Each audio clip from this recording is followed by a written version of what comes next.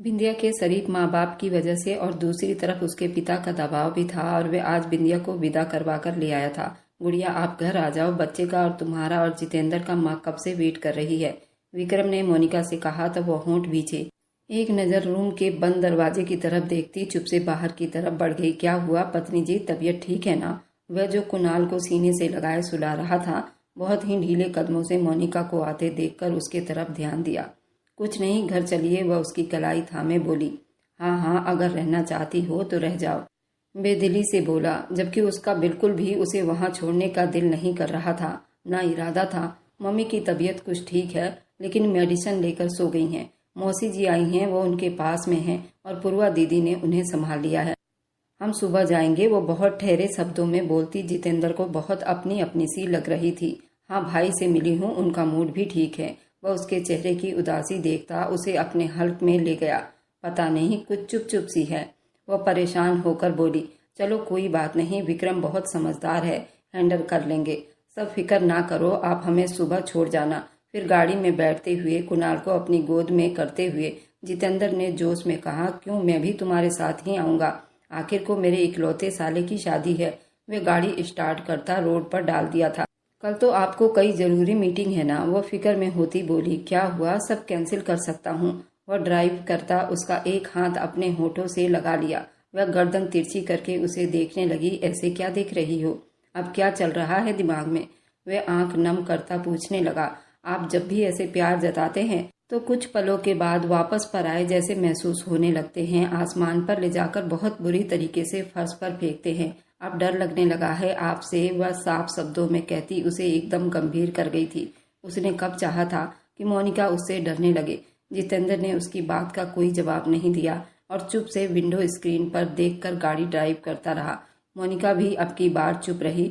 इधर विक्रम दरवाजा खोलता अंदर दाखिल हुआ तो बिंदिया रूम में कहीं नहीं थी। वह कहाँ जा सकती है? वह ड्रेसिंग रूम में देखता। बाथरूम का भी दरवाजा खुला देखकर माथे पर बल डाले बालकनी के तरफ आया। वह बाहर बालकनी में खड़ी थी। दरवाजा खोलकर वह बालकनी में जाना चाहा कि दरवाजा लॉक था। दरवाजा खोलो बिंदिया, वह गुस्सा करता बोला। उसके होठों की बड़बड़ाहट पर वह समझ गई थी कि वह क्या बोल रहा था। नहीं, बिल्कुल नहीं, वह सर ना में हिलाती डरी हुई वहाँ खड़ी थी। उससे बहस करने के बजाय वह दूसरे चाबी से लॉक खोल गया। वह डर के पीछे हटी। नहीं, इसमें मेरी कोई गलती नहीं, सच में मैंने कुछ नहीं किया, मुझे सुमन ने दी थी ड्रिंक। बकवास बंद करो। वह गुस्से से उसे बाजू से पकड़कर अपनी तरफ खींच लिया। जो कुछ तुमने किया उसके बाद किसी भी सफाई की कोई गुंजाइश नहीं रहती। सिर्फ मुझे अपनाने के लिए तुम इस हद तक चली गई थी, सही और गलत को भी भूल गई थी। तुम सब लड़कियां एक जैसी होती हो, मौका देखते वार कर देती हो। मुझे तुम जैसी लड़कियों से बहुत नफरत है। विक्रम का दिल पहले से ही टूटा हुआ था। उसकी मंगेतर उसे धोखा देकर किसी और के साथ भाग गई थी और आज तक उस दर्द से बाहर नहीं आ पाया था। ऐसे में बिंदिया का उसके पास यूं आना, उसका देखना भी विक्रम को अच्छा नहीं लगा था। आप मुझे ऐसी किसी लड़की से मत मिलाओ। माना कि मुझसे गलती हुई, सब मुझसे नाराज हैं, आपका गुस्सा भी जायज है, लेकिन मैं फिर यही कहूँगी, मैं बेकसूर हूँ। मैं आपकी पत्नी हूँ। मुझे ये भी पता है आप मुझ पर यकीन नहीं करोगे और अब मैं भी आपको कोई यकीन नहीं दिलाऊंगी। वह आंखों में आंखें डाले बोली, और तुमसे सफाई मांग कौन रहा है बिंदिया? बिंदिया अब विक्रम की पत्नी है, आप माने या ना माने, और अभी भी आप उस बेवफा मंगेतर की याद में बैठे रहो सारी जिंदगी, जो किसी और के साथ भाग गई। बिंदिया पर विक्रम का हाथ उठा था, लेकिन उसने जल्दी से रोक लिया था। बिंदिया ने हैरानी से उसका हाथ देखा। उसकी आंखें झिलमिला गई। अगर दोबारा उस बुरी औरत का नाम लिया मेरे सामने, अच्छे से बताऊंगा तुम्हें कि पत्नी कहने में और जबरदस्ती बनने में कितना फर्क होता है। उसे दोनों बाजुओं से जकड़े, उसे गुस्से और झटके से छोड़ा तो वह एकदम पीछे हो गई।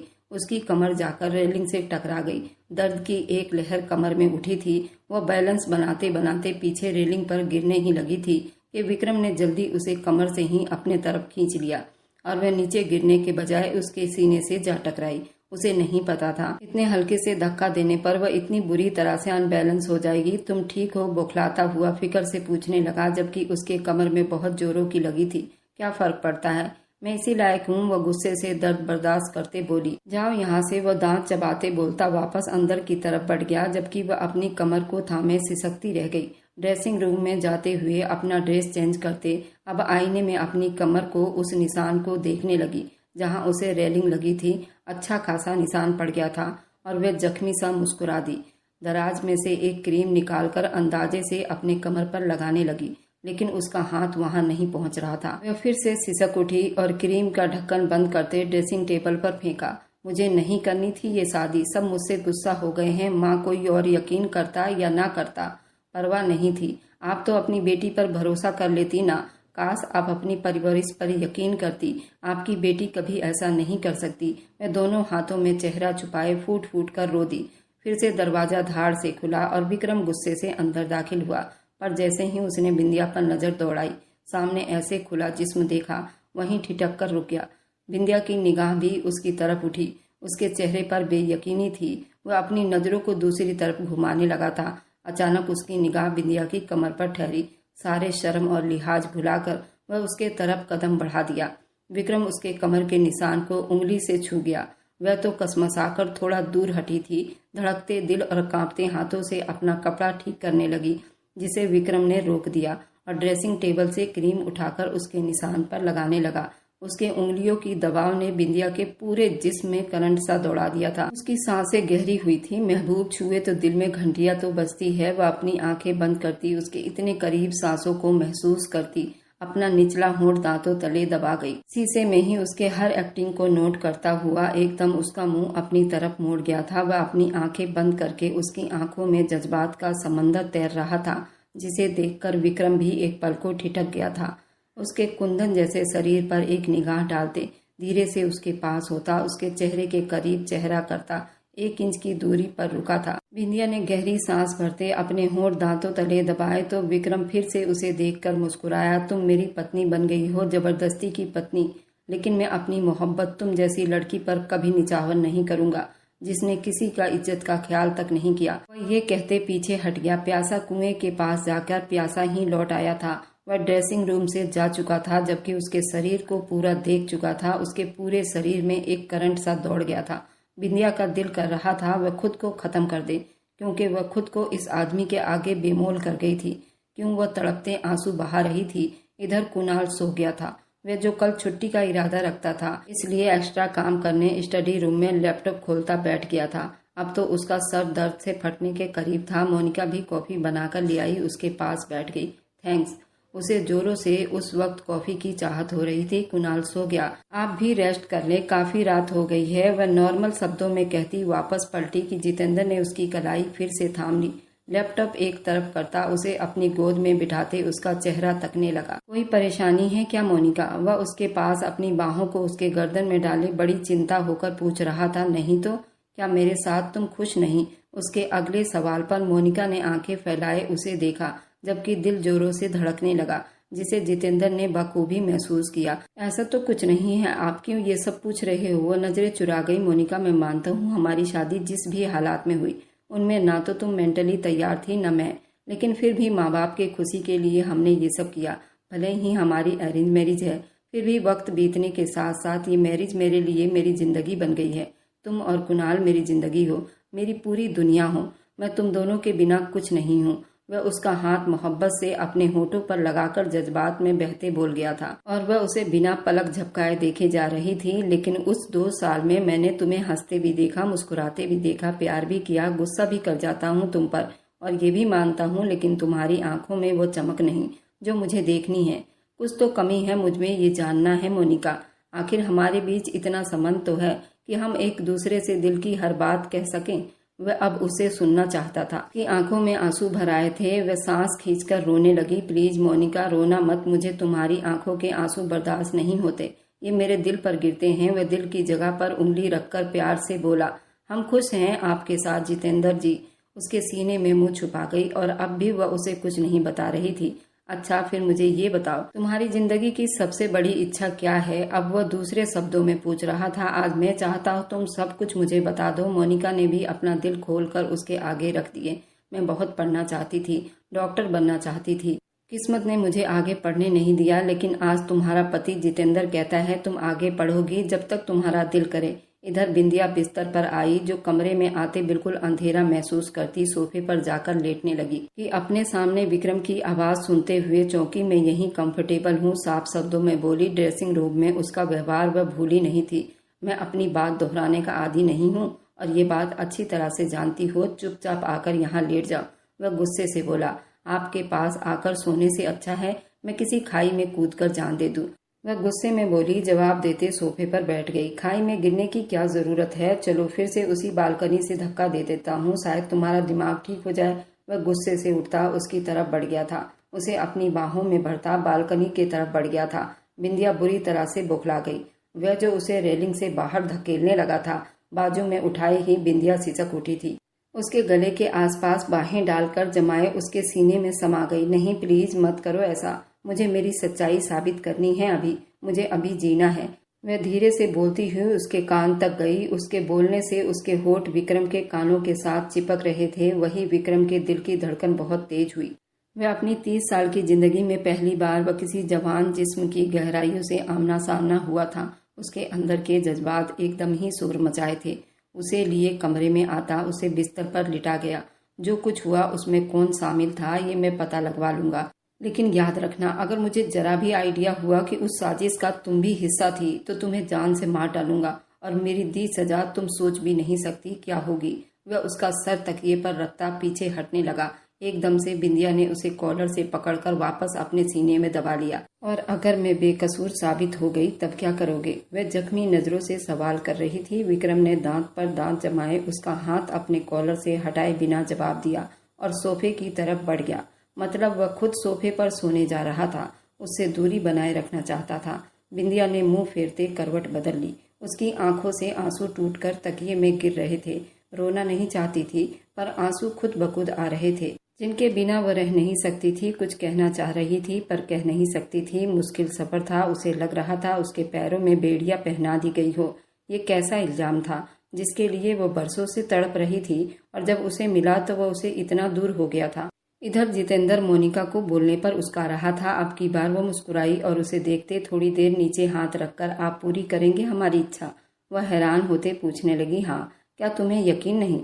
यकीन तो है, लेकिन अब वक्त नहीं रहा, वक्त बीत गया। जितेंद्र अब तो पढ़ने की उम्र भी नहीं रही। वह अनजाने में ही उससे अपनी इच्छा का इजहार कर दिया था। कुछ पल वह चुप रही। तुम पढ़ना चाहती हो? जितेंद्र के अचानक पूछे गए सवाल पर मोनिका की आंखें हैरानी से फैली। क्या हम पढ़ सकते हैं? जवाब देने के बजाय उल्टा सवाल करने लगी। हाँ, क्यों नहीं पढ़ सकती? वह उसे खींचकर अपने सीने से लगाते उसके बाल कानों के पीछे करते हुए कहने लगा, मैं एक बच्चे की माँ बन गई हूँ जितेंद्र, अब हम कैसे पढ़ सकते हैं? वह जैसे अपनी ही बात का मजाक उड़ा रही थी। डॉक्टर बनना चाहती हो? वह कैसे उसके दिल की बात जान गया था। मोनिका उसके तरफ देखते हुए स्माइल दिए, तो वादा रहा तुमसे मेरी पत्नी।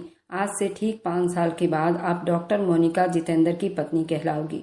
वह उसे अपने बाहों में भरकर कमरे की तरफ बढ़ गया। जितेंद्र उसे सपना दे रहा था जो वह शादी से पहले अपनी माँ के घर दफन करके आ गई थी, लेकिन अब उसको जितेंद्र दोबारा जिंदा करने जा रहा था, उनमें नई आत्मा डालने जा रहा था।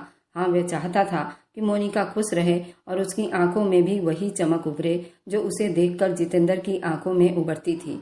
और अगर इसलिए वो मोनिका की इच्छा पूरी करनी पड़ी तो वह हर हाल में करके ही दम लेगा। इधर विक्रम की माँ बहू को देखते कहने लगी, अरे बिंदिया बेटा, क्यों खड़ी हो वहाँ? यहाँ आ जाओ, नाश्ता करें हम सब मिलकर। विक्रम की माँ ने मोनिका को सीढ़ियों पर खड़े देखा तो उसे बुलाया, जबकि विक्रम उस डाइनिंग टेबल पर उसकी मौसी और उनकी बेटी भी वहीं थे। बाकी मेहमान जा चुके थे और रात को फंक्शन पर विक्रम के माँ के बुलाने पर उसने आते ही अपने सास के पैर छुए और वहां बैठे सबके पैर छुए। विक्रम के साथ वाली कुर्सी घसीट कर बैठ गई। विक्रम ने कोई खास ध्यान नहीं दिया। अरे भाभी, आप तो बिल्कुल भी तैयार नहीं लग रही। आपको देखकर नहीं लग रहा कि आप पहले दिन की दुल्हन हो। क्यों मम्मी? पूर्वा कहते हुए माँ से पूरी जानकारी लेना चाह रही थी। हाँ बहू, थोड़ा सा बनाव सिंगार करो, पता चले परिवार की बहू आई है। अरे हमारी तो पहचान ये सिंदूर और बिंदिया लॉकेट है। वह कहते हुए अपने कलाई में पहनी भारी सोने के कड़े और चूड़ियों को लहराकर बताते हुए बोली, अरे दीदी, आजकल के बच्चे कहाँ ये चीजें पहनते हैं।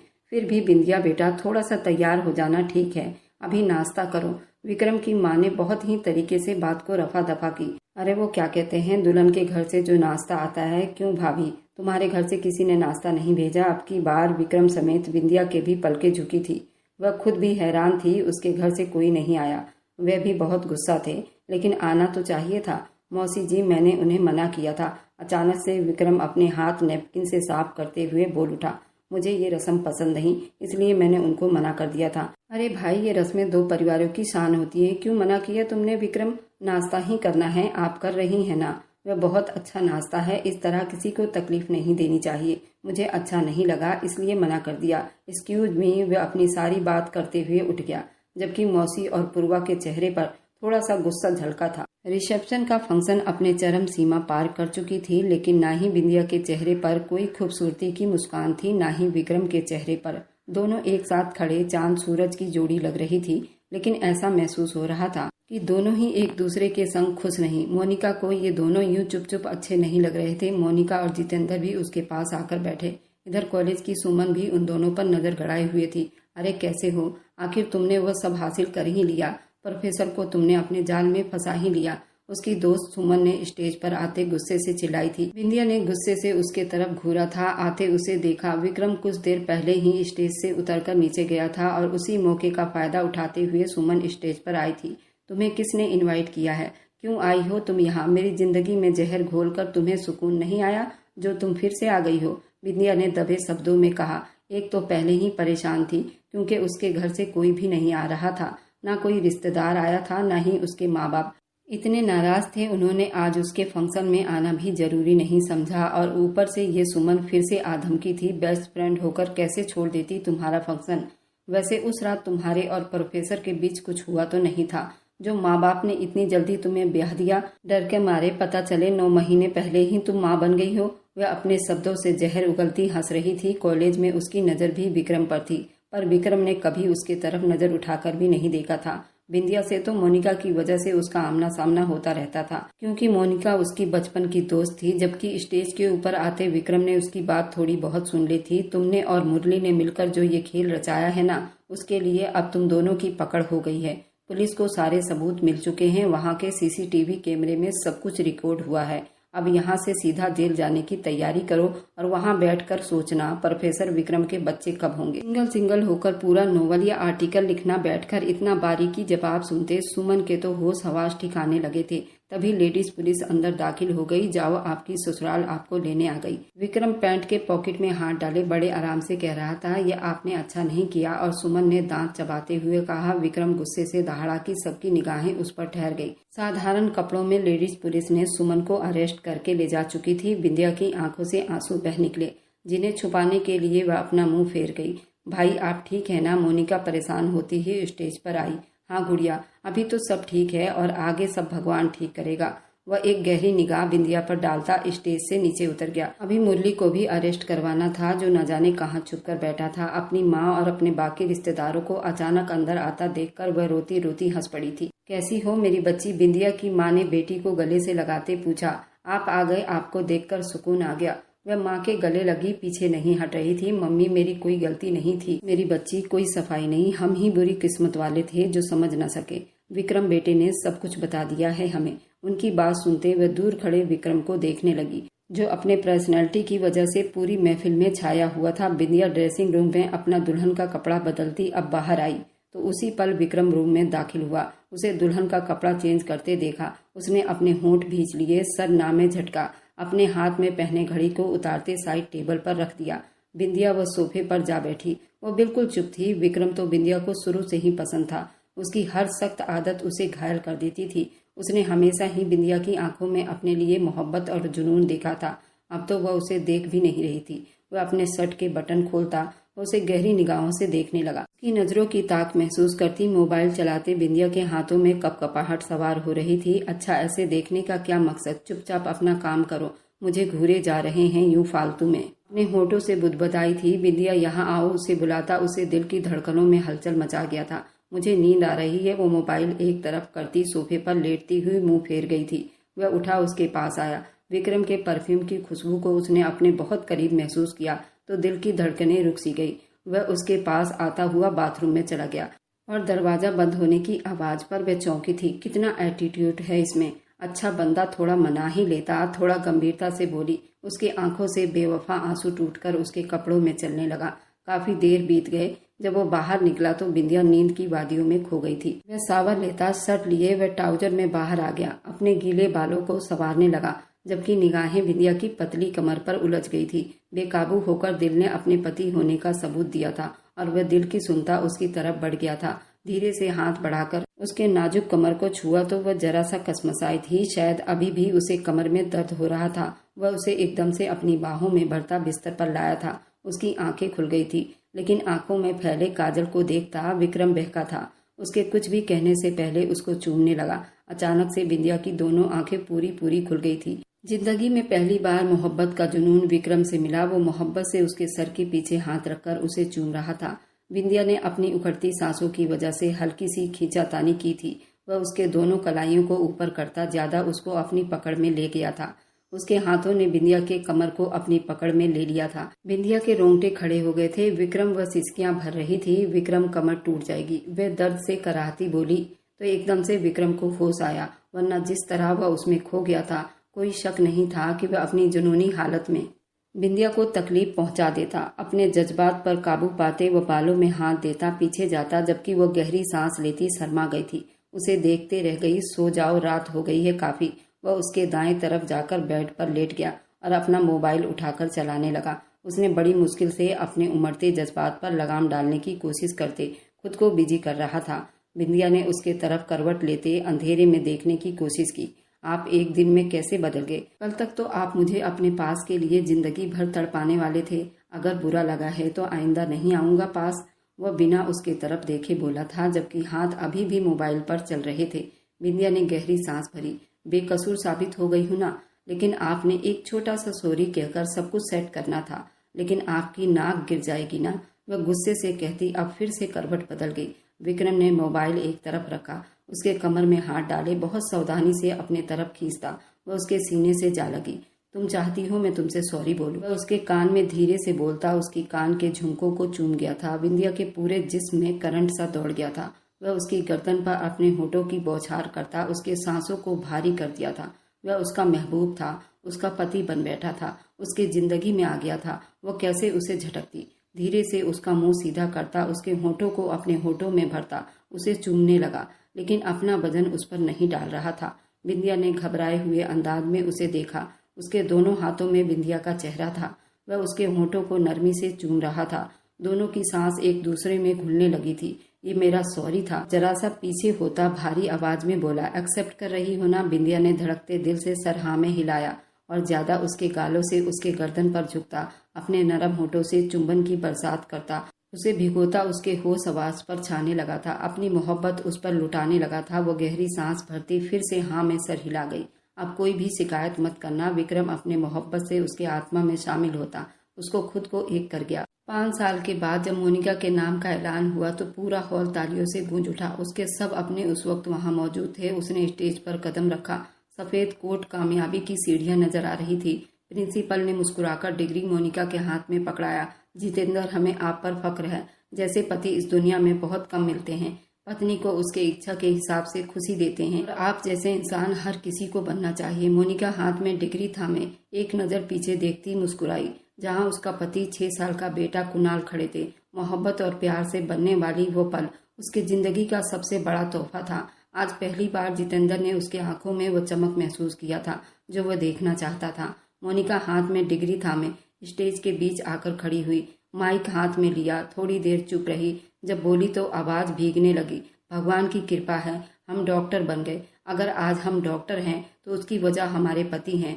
मोनिका की निगाहों ने फिर से सामने खड़े उस आदमी को देखा और कहने लगी, हमारे डॉक्टर बनने का सपना उन्होंने पूरा कर दिखाया। हमें हर पल हौसला दिया, हर मोड़ पर। ये कामयाबी हमारी नहीं, उनकी है। हॉल एक बार फिर तालियों से गूंज उठी। गर्व से चलती अपने पति के पास आई, आंखों में खुशी के आंसू थे। जितेंद्र ने उसकी आंखों को धीरे से पोंछा। मेरी प्यारी पत्नी, उसका अपना शब्द भी नम था। इतने में विक्रम और बिंदिया अपनी 2 साल की बेटी प्रीति के साथ उनके पास चले आए। बधाई हो बहुत बहुत आप दोनों को, आप इस दुनिया के सबसे बेस्ट कपल हो। और मेरी वीडियो आप लोग जहां कहीं से देखते हैं, कमेंट में अपने शहर और राज्य का नाम जरूर बताइए। मुझे आप लोगों के कमेंट पढ़ने में बहुत आनंद आता है और उन सभी का मैं बहुत बहुत धन्यवाद करना चाहती हूँ जो लोग मेरी वीडियो को देखते हैं, लाइक करते हैं और शेयर करते हैं। अगर आपको आज की कहानी पसंद आई है तो वीडियो को जरूर लाइक कीजिएगा और अपने दोस्तों के साथ शेयर भी कीजिएगा। और हाँ, अगर आपने अभी तक हमारे चैनल को सब्सक्राइब नहीं किया है तो जरूर सब्सक्राइब कर ले। मिलते हैं हम अपनी कल की एक और नई दिलचस्प कहानी के साथ। मुझ पर सदा अपना प्यार और स्नेह बनाए रखें। सभी को मेरा प्यार भरा नमस्कार दोस्तों। खुश रहें, स्वस्थ रहें, मस्त रहें।